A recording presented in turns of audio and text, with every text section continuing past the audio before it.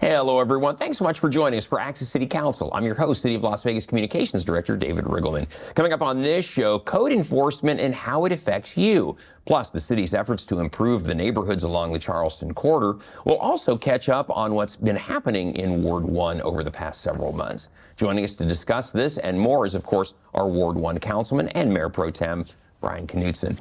Welcome to the show and happy holidays to you. Happy holidays. How are you doing? Here. I'm fantastic. It's a relaxing time of year. It is. It's hard to believe it's the end of this year already, but it certainly is. In fact, we're going to talk about some of the things you've been doing over the last year, which to wrap up the show. But in the meantime, we want to tell everybody out there, if you don't know where Ward 1 is located, well, don't worry. We're going to show you on the map. It's right in the heart of the city, or actually where the city began for all intents and purposes. If you live in that area or work in this area right here, then of course you are in the city limits of the city of Las Vegas. Of course, you're in Ward 1. And if you're a resident there, you're represented on the city council by Brian Knudsen, as I said, who is also our Mayor Pro Tem. So, Mayor Pro Tem, up first, if there's something strange in your neighborhood, who are you going to call? Well, it's not the Ghostbusters. If you live in the city of Las Vegas, it's the Community Development Department and their code enforcement team. Joining us to break down how this department works for you is the director of that department, Mr. Seth Floyd. Seth, welcome back to the program. It's great to see you again. How are you? Thanks, David. I appreciate it. Always good to be here to talk about my team.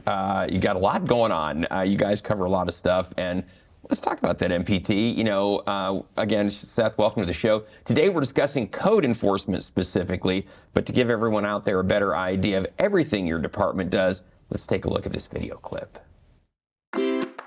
So, come on, do you even really know what the City of Las Vegas Department of Community Development does for you and your neighborhood? I don't know, I guess they develop the community? I don't know. They're the ones that make the community centers? I know those guys and gals on TV on the planning meeting. You go there and you bring plans and ideas and they tell you no. I'm Seth Floyd, Director of Community Development. And those are all good guesses, but we do other stuff too. Green pools, yep, we do those. New buildings, we permit those. New breweries, we license those. Inspecting strip clubs, yep, we do that too. But don't take it from me, let's hear from the rest of the team. Hi, Pete the planner here. See, we don't deny every project that comes before us. We just want to make sure the proposed project fits right into the site. Like, no strip clubs next to childcare. David Furr's business license compliance. We make sure that you have the right business license for what you're trying to do. No liquor license, no happy hour. Hi, my name is Socrates Cherry. I'm a City of Las Vegas Code Enforcement Officer, and we're the enforcement arm for the city. For example, if someone has a green pool in the neighborhood and it's one of your neighbors, who are you going to call? Code enforcement. Hi, I'm Tori Winton, Building and Safety Manager for Community Developments. I make sure that as houses and buildings are built, they are safe for years to come. We're community development. We build community to make life better. Very nice, Seth. Very nice. Good work and a good, nice overview of all the things they do, Mayor Pro Tem, because it kind of runs the gamut of, planning commission all the way to code enforcement, a lot of stuff. So I get to interact with every department, but I probably spend the majority of my time interacting with community development. And I think most people know this. In the world that I live in with my constituents, it's traffic engineering and code enforcement. Those are the two texts, emails, and calls that I get most often. And so I got to keep them close. Yeah, so exactly. This is where the calls are coming into. Seth, we got a great overview of the department, but let's talk specifically about code enforcement today.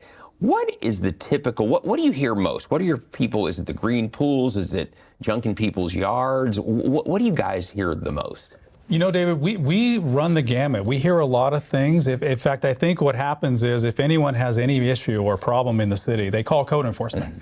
I've always been proud of that. I think we can solve a lot of issues. We're one of those tools that flies a little bit under the radar. Yeah, for sure. But yeah, I think everything from green pools is pretty common, especially in the summertime. We get a lot of dangerous building calls. We get a lot of high weeds and grass, those nuisance calls that come in, and folks want us to deal with those. We even get, parking calls that we have to pass along, with public safety issues.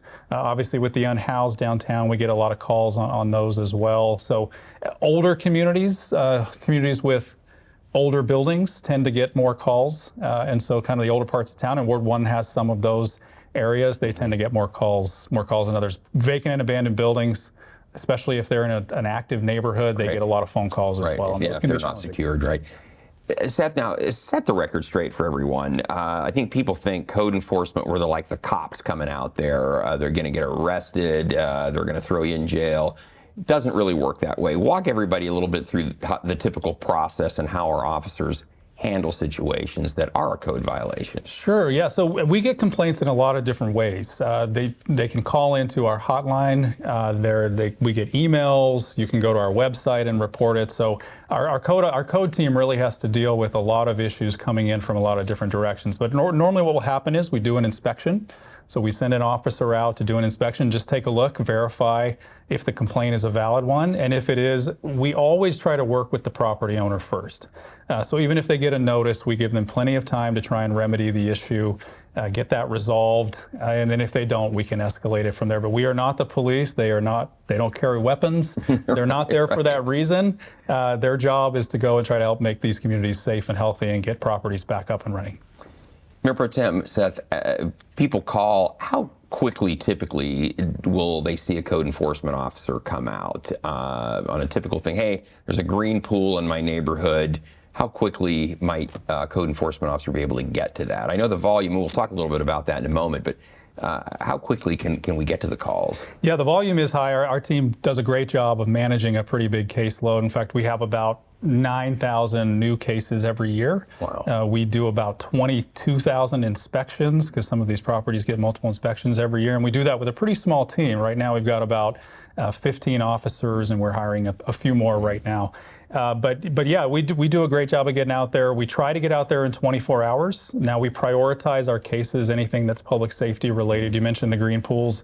Those are top priority because those are safety hazards. We get out to those in 24 hours. Some of weeds and grass, not quite the public safety issue, but we try to get out there on every case in about 24 hours. Mayor Pro Tem, I know that's been your experience. People complain, and I know the feedback you get is that our folks are responsive. Yeah, so I tend to ask, if you're watching this right now, I tend to ask for the code enforcement calls to come to me in my office, because if there's a neighborhood that's having issues, then I try to mobilize our neighborhood services team if it's like concentrated in an area. And also, neighbors calling on neighbors, I don't think is a good way to be neighborly. And so, if you do have a complaint about your neighbor, it's best if you go talk to them first and ask them to clean up the yard, or help them clean up the yard. Ideally, help them take in their garbage cans if they need some help. But if it's going to turn into some aggressive behaviors between neighbors, I ask them just to call me, and then I become the complainant on their behalf and work with code enforcement to go out and they're really, really good about dealing with those kinds of issues.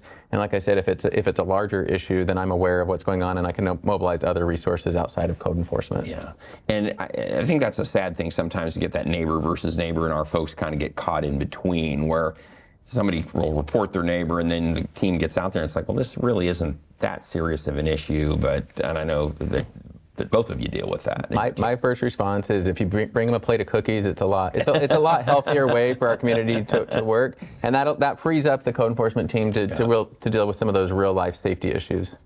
Seth, we're going to have you stick around.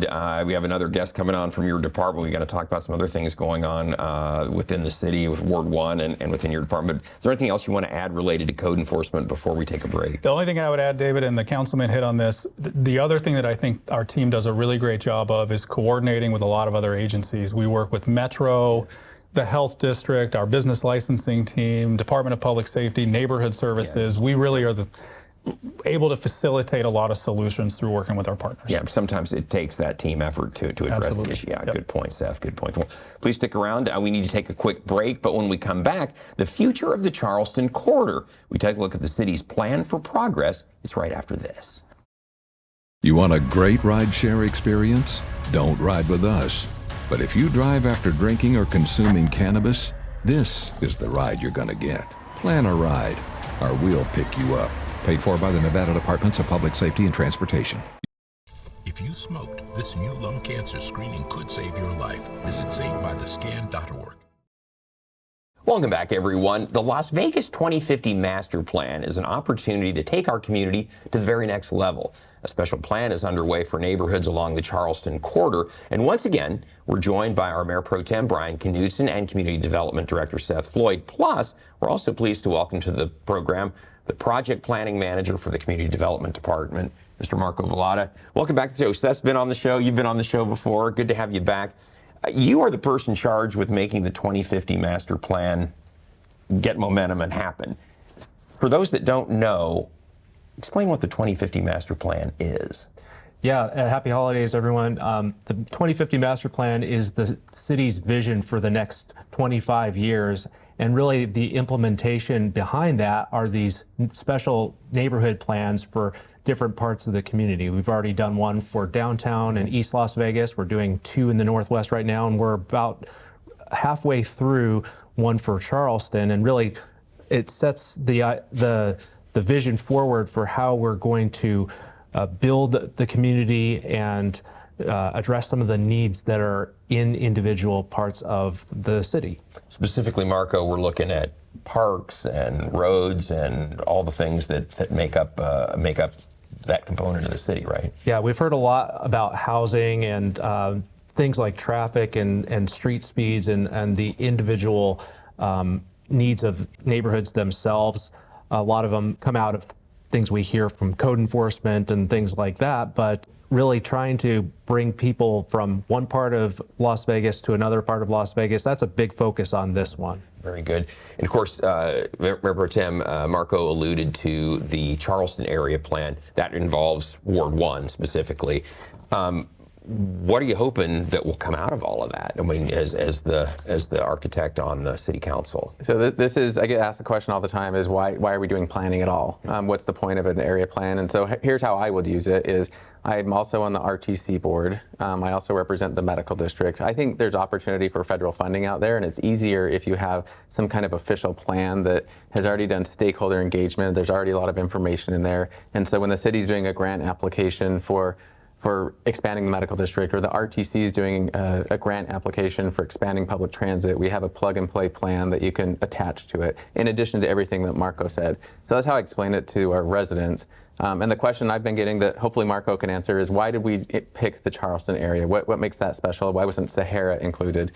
So I'm hopeful Marco can answer that. And that's a great question. Marco, set up where exactly is the Charleston area? When we refer to that as city people, what area specifically we're talking about? Yeah, so pretty much everything west of I-15, and we tend to include the medical district as a part of that because that is something that is very important to the entire region, but specifically for the Charleston corridor itself, all the way to about Rainbow Boulevard or so, and then everything south of US 95 to our city limits. Yeah, I've shown that on the map right now. So that's the Charleston area.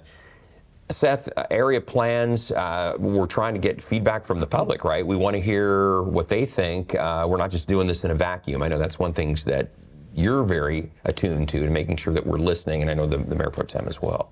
Yeah, absolutely. I mean, we've done a lot of public outreach. We try to meet folks where they are. We've gone out to community centers. We've held stakeholder group specific meetings. I'm actually a resident of the Charleston neighborhood, so I've given my own input. I've responded to surveys.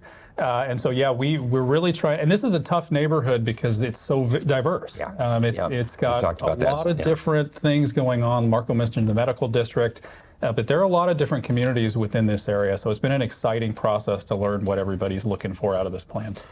Mayor Pro Tem, what are you hearing from people primarily? Housing, I know, is one of the things you're getting an earful on, but what else? So I would describe the area as also, you have the richest of the rich people in Nevada, the poorest of the poor, and everything in between. This is the birthplace of the valley, and so you have a lot of people who settle down here. So those neighborhoods are aging, and so people are very worried about gentrification. People are very worried about transit. They're worried about us building up the Charleston corridor.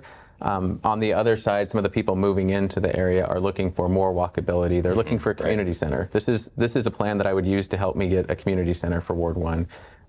They're very concerned about the walkability. They're very concerned about trees on the streets. They want more trees. Luckily, Marco's involved in getting, I think it's 60,000 more trees into our city. So that one I can say Marco's on it too. He's planning the entire valley out. But their interests and concerns range because they have different experiences here in Las Vegas. Our job is to pull it all together and see if we can build it out to make it a higher quality of life for everyone. Marco, that's a perfect segue into the fact that we're looking for feedback from people right now, aren't we? You've got a survey going on, and people have an opportunity to participate, just like Seth was talking about. Yeah, that's right. Through December 9th, we're doing our second round on the vision of what Charleston will look like in the future. And there's a big focus on the corridors themselves, like Charleston, Decatur, Sahara, but also what's in the neighborhoods and what's in those what's on the local streets. So bike lanes, having wider sidewalks, tree-lined streets, things like that. And then mixed-use development or other types of commercial development that helps support those neighborhoods. And then, of course, the big thing is the transit piece itself. We're working with RTC on a corridor project from Summerlin all the way to the east side to really reimagine what that corridor will look like. Similar to what's going on Boulder Highway and Maryland Parkway right now, which just started construction. If you can imagine what goes down Grand Central Parkway or on Casino Center Boulevard, that might be one of the things that comes out of the transit side of the project, depending on how we work with the federal government and RTC. Yeah, that's so key. Most of the people who ride the transit, you're on the RTC board.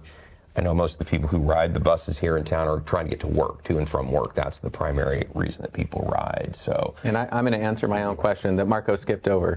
The Charleston corridor, the reason why it's so important to me as the person representing a good chunk of it is specifically that it's the transit. And so working on the RTC, with the RTC, we got a $6 million grant to study the capacity of light rail or another high capacity transit along the Charleston corridor. Using this plan, my hope is that we're able to add on to what the federal government has already invested in. The BRT that Marco spoke about ends up going into Charleston in the medical district. Leveraging the RTC $6 million grant, additional planning at the city, I'm hopeful we can make a good case to the federal government of why investment in that Charleston corridor is so important, especially as it links the medical district, our CSN, community college system, and downtown Summerlin into downtown Las Vegas. Mix it all together. Marco, if people want to participate in the survey and give their input so that Mayor Pro Tem, the rest of your department will get that feedback, how do they do that? Go on to our website at www.lasvegasnevada.gov/Charleston. We have a survey set up there, and then we can always take feedback through our main master plan email account, and that's masterplan@lasvegasnevada.gov. The Charleston project will go into early 2025, so we will continue rolling things out, and we'll take feedback as the plan itself gets developed. Tell everybody out there if they're going to participate in the survey, is it long? Is it going to take them a long time to fill it out? Is it fairly quick? It's fairly quick, less than 10 minutes. There are preferences on visions for different types of things like parks, local streets, the actual corridors themselves, and then redevelopment opportunities. And we're just looking for feedback and preference on individual parts of the Charleston vision as it's been laid out. Gotcha. And feedback matters. Like, I want a community center for Ward 1. I want light rail or some high capacity transit, but the community needs to speak for itself as well. So if you have thoughts or feelings around what you want the area to look like call me, fill out a survey, do what you have to do to make sure your voice is heard. Those voices matter. Yeah.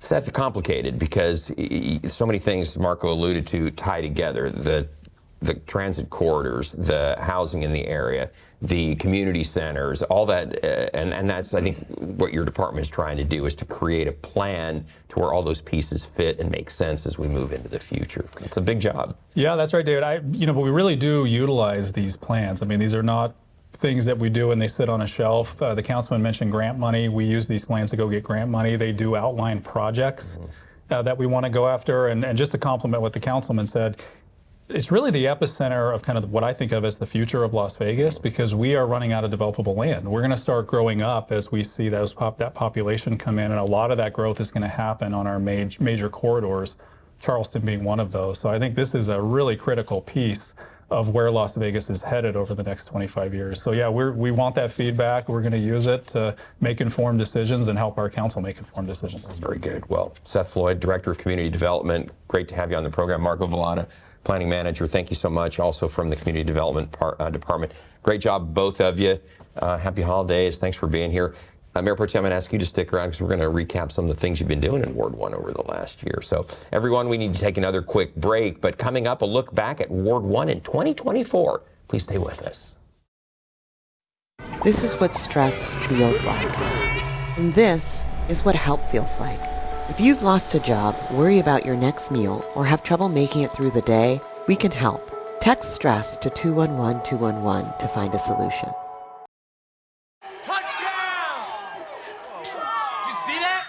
We scored? Yeah, we scored. We're going to the playoffs. Welcome back, everyone. Ward 1 has been buzzing with activity and progress all year long. We're going to take a quick look back at some of the major highlights over the last several months and year. Mayor Pro Tem, you had a lot going on. Thrive Point Academy, a lot of ribbon cuttings. This was a good one. Thrive Point Academy, tell us about this place. So it's a charter high school, really designed for kids who are struggling to stay in the normal school setting in high school. And so this school was set up for those kids who just are going to do better with a more focused attention. They can do a lot of the work online and then come in for tutoring. We've visited now twice, and they're completely at capacity with a waiting list. It's right there in the corner of the Meadows Mall parking lot. It's a model that's going to work for a lot of people here in Nevada, and it's a great really proud to have it as part of Ward 1. Instead of just dismissing kids like that, it's helping them succeed. It's awesome. And that's what's going to happen for a lot of the kids who just aren't meant to stay in school for that full 6-7 hours and getting into trouble more than they should be. This is a great alternative for them, and we probably need to see more like that in our community. Kudos, I like it. And then big project, we alluded to this on the last segment, but the Maryland Parkway BRT bus rapid transit program. This is a huge project that really is going to link basically the east side of town, southeast side of town, all the way into the medical district, into Ward 1. Yeah, and this was a partnership between everybody basically in Southern Nevada. It was a huge investment from the federal government. A $130 million check came in that allowed for the RTC to work with Clark County and the city of Las Vegas and the university to expand out the BRT along Maryland Parkway. It hits into the Arts District and then ends up in the Medical District right near where the School of Medicine is. So it connects the UNLV Paradise campus with the UNLV Medical School campus. Why is it going to be so special? Why is it going to be, or how is it going to be different, Councilman, than a regular street? So this is the direction that we're all going. The city of Las Vegas knew it 15 years ago. The county's catching up. It's wider sidewalks, it's tree-lined streets, it's bus shelters that meet the needs of the people riding the bus. Yeah, especially in the summer, right? Yeah, and it's a longer, more fuel-efficient bus that's going to do a little bit better than what we're doing right now from the RTC's perspective. So this is going to transform that Maryland Parkway corridor, make it more walkable, make it more friendly for high-capacity transit, and hopefully take some vehicles off the road. Yeah, nice, very nice. Great project. You took a tour of our fleet this past year, and this is important because a lot of our vehicles run on alternative fuels of all different kinds. The part that got me excited was the street sweeper. How many times have you seen a street sweeper and wondered, how do you stay along that curb and not like crash into anything? So super talented drivers, but that's some very specialized equipment with the brushes and the vacuums. And so the fleet department was absolutely amazing in kind of walking me through exactly what goes into those You're a street sweeper machines. there, aren't you? It's like a dream come true. My kids are so jealous because I got to sit in one.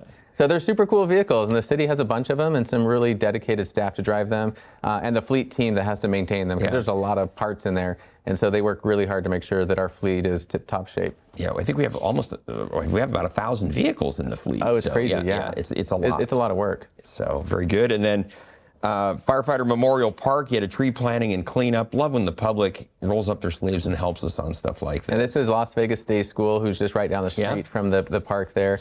And they do this I think it's every 6 months now. And so I love talking to students. So this is an 8th grade class. It's the Honor Society, and they come out and they plant trees every year. They're great group of kids. That's great. And in just a few years, those trees are going to be given lots of shade, which is what we're trying to do to 60,000 trees. Exactly. We want to reduce the heat island effect here. I talked to our arborist last weekend. We were doing Essex Park. I think that's coming up coming too. Up next, yeah. And I was saying like 60,000. How many a weekend are you planting right now? And I think he's looking forward to. It's a little bit colder, so you got to take a break from planting trees, and then full speed ahead in the spring again. We'll pick it up again. You mentioned Essex Park. Yeah, you had a tree planting and cleanup at Essex Parks as well.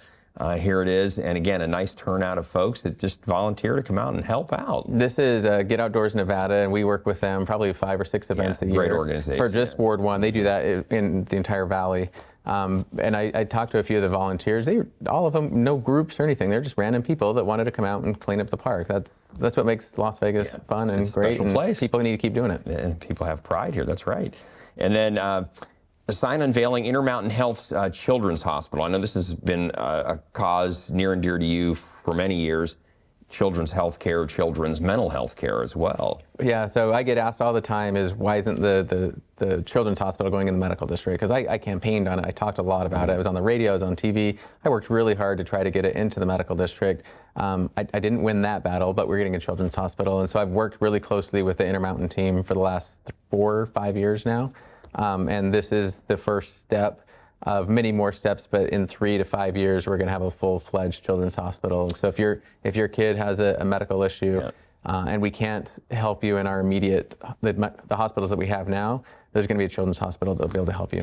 Where's that going to be located? It's over in the Harry Reid Research Park off of 215, right near IKEA. I'm trying to think of that. South part of the valley. South part of the valley. So I'm grateful. I'm absolutely grateful because it's something that our community desperately needs. And I've talked about this many times before. When my kids were sick, we couldn't get the care here that we needed. We had to go out of state. That's true of a lot of people. Having a hospital here is what our community desperately needs and deserves. And I'm proud of the fact that I was working with Intermountain the entire time. They were trying to figure out how to come here. Yeah. Well, good. That's going to be a huge addition to our community, a much needed one.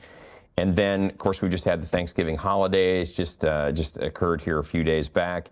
And this is a busy time because you are out having meals, serving meals to seniors all through your ward, aren't you? So we, right off of Alta and Decatur, we have the 4 Housing Authority and Nevada Hand properties. And so, it really just isn't me. It's the special events team at the City of Las Vegas, that's LaShawna, that kind of puts everything together with Christy Garnis. Yeah. And then my team, we all get there and we help serve people. But it's become a tradition that Councilwoman Lois Tarkanian started probably a decade ago. And so we do Thanksgiving meals and Christmas meals all within about a 6-week period for all of those properties. And then we still play bingo once a month, but those are the meal serving times. So it's good because they don't get to come together as a complex very often, and this provides them opportunity to all sit down and break bread, it just makes the world better. Yeah. Some folks, they don't really have family close by, and so this works out really well for them. So nice that they're not forgotten during the holidays. So MPT, that was a lot, and looking forward to all the things you're going to do in 2025. That is right around the corner. So. But we're about out of time, but I want to tell everybody out there, hey, we always want to hear from you. So if there's something you'd like to share with Mayor Pro Tem Knudsen, you can contact him by picking up the phone, 702-229-6405, or send him an email. His address is bknudsen@lasvegasnevada.gov. And here, one of his great staff will get right back to you. Well, Mayor Pro Tem, happy holidays. I guess next time you and I do this program, it will be 2025. It's going to be weird. Yikes. It's going to be real weird. So see you next year. See you next year. Have a great holiday season. Best to you and your family. And we'll see you back here in the new year. All right, everybody. Please don't miss our next show beginning on December 12th with Councilwoman Olivia Diaz. You can catch all of our KCLV shows on Apple TV, Roku, and Amazon Fire. And watch for our QR code during the closing credits of this show to subscribe to our newsletter. And don't forget, you can watch us live on the internet at kclv.tv. Thanks for joining us, everyone. We'll see you next time around.